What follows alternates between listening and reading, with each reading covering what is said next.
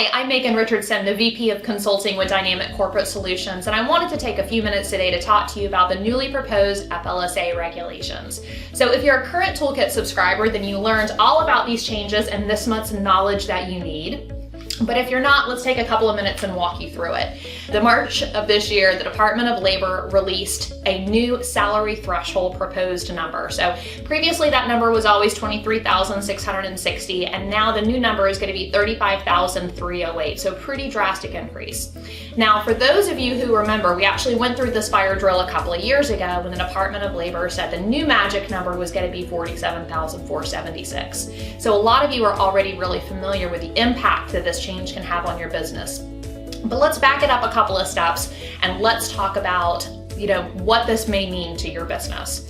So first of all, let's start with what the heck am I talking about and what is a salary threshold, right? So if you want to make someone exempt, or if you feel like you have an exempt level employee, it's not, hey Megan, you're doing a great job, so you get to be exempt, or you get a promotion, you get to be exempt, right? There are very specific regulations around who can be considered exempt and who can be considered non-exempt.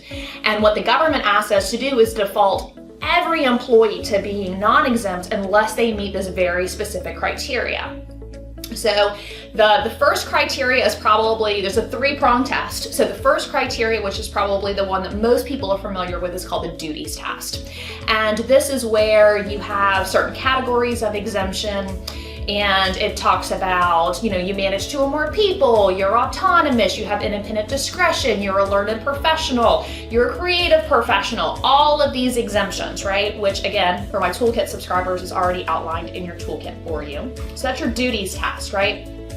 Then you have what's called the salary basis test, and that means that you're not paying somebody hourly, you're paying them based on a salary, which was previously that $455 per week. That also means that you're not doing less than full day exemptions, right? So if somebody runs off to the dentist's office for an extra hour, you're not docking them that pay, right? So we have our duties test, and then we have our salary basis test, and then the third prong is going to be your salary threshold test, and that's where this magic number keeps coming into play. So this $23,660. Now what's happened over the past couple of years is that, we have employers who are working their exempt employees way more than 40 hours a week, which anyone out there who is exempt knows exactly what I'm talking about. And unfortunately, they're only making $23,000 a year. So if you look at $23,660 divided by 50 or 55 hours per week, these folks aren't even making minimum wage. So we need to reevaluate this number, right? And so it went to 47, and they came back and said no, and they filed an injunction. And anyway, here we are today. So the new magic number is going to be that $35,308. So it's going to increase from $455 per week to $679 per week. And that's right now, that's the proposed number, so nothing is definite, but it's the proposed number. We're actually in a comment period right now, so if you don't like what I'm talking about and you disagree, now is your time to call the government and complain. But it looks like those numbers are going to be effective in January of 2020, which is just around the corner.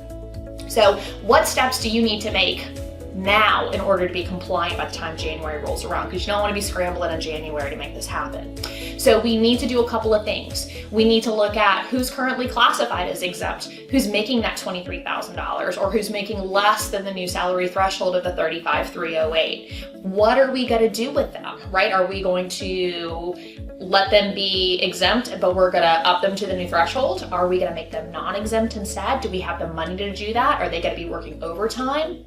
There are a lot of different factors that you need to consider. You also need to consider kind of the mental state of that, right? Because folks who are exempt, if you walk up and say, now you got to start filling out a timesheet, now you got to start clocking in, there's kind of a mental change and a cultural change that comes along with that. A lot of people view that as some sort of a reduction or a demotion, which it absolutely isn't. Goodness knows, we'd all love to be earning overtime if we could, right?